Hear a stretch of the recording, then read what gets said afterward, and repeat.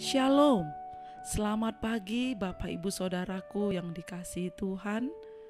Salam sejahtera buat kita semua dimanapun berada. Saya mengajak Bapak Ibu Saudaraku untuk bersaat teduh dan berdoa di dalam renungan penuntun kehidupan setiap hari. Kiranya damai sejahtera dan sukacita oleh Roh Kudus senantiasa melimpah di dalam hati dan kehidupan kita semua. Puji Tuhan. Saudaraku, sebelum memulai segala sesuatu, mari kita siapkan hati dan pikiran kita untuk menerima firman Tuhan yang akan menjadi penuntun di dalam kehidupan kita sepanjang hari ini. Tema penuntun hari ini adalah kuat di dalam Tuhan. Bacaan firman Tuhan hari ini dari Efesus 6 ayat yang ke-10. Beginilah firman Tuhan. Akhirnya hendaklah kamu kuat di dalam Tuhan, di dalam kekuatan kuasa-Nya. Amin. Saudaraku, banyak orang yang berolahraga akhir-akhir ini agar badannya menjadi sehat dan kuat.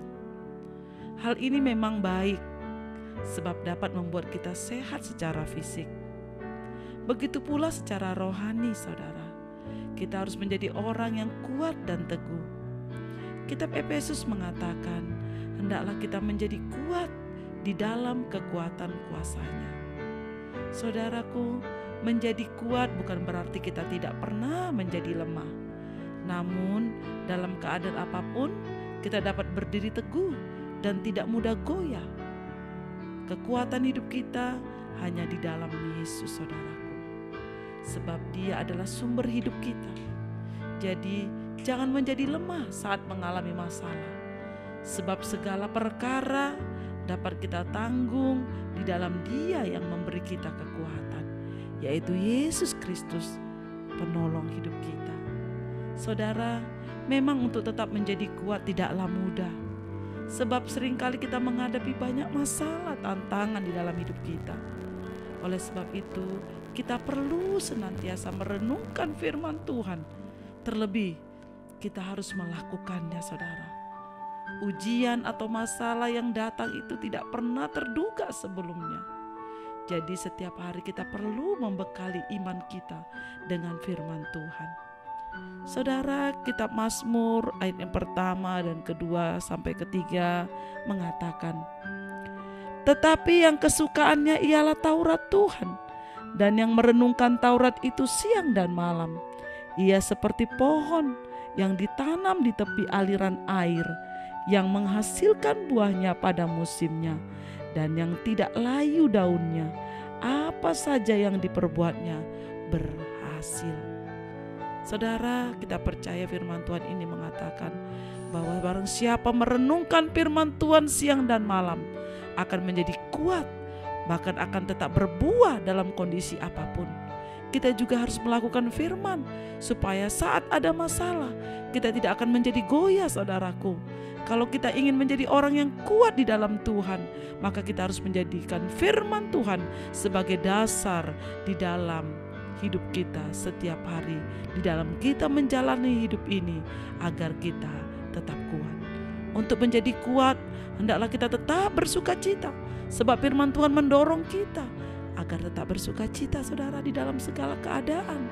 Sukacita Tuhan adalah kekuatan kita. Sukacita Tuhan juga memberikan perbedaan dengan kesenangan yang dunia tawarkan. Bersukacitalah karena Tuhan, supaya kita tetap kuat di dalam Dia. Selain itu, kita wajib memiliki pengharapan di dalam Tuhan, sebab pengharapan di dalam Tuhan tidak pernah mengecewakan. Sehingga kita akan kuat, saudaraku, dan kita tetap dikuatkan oleh firman Tuhan. Saat merasa bimbang, marilah kita menaruh pengharapan kepada Tuhan agar iman kita dapat dikuatkan kembali.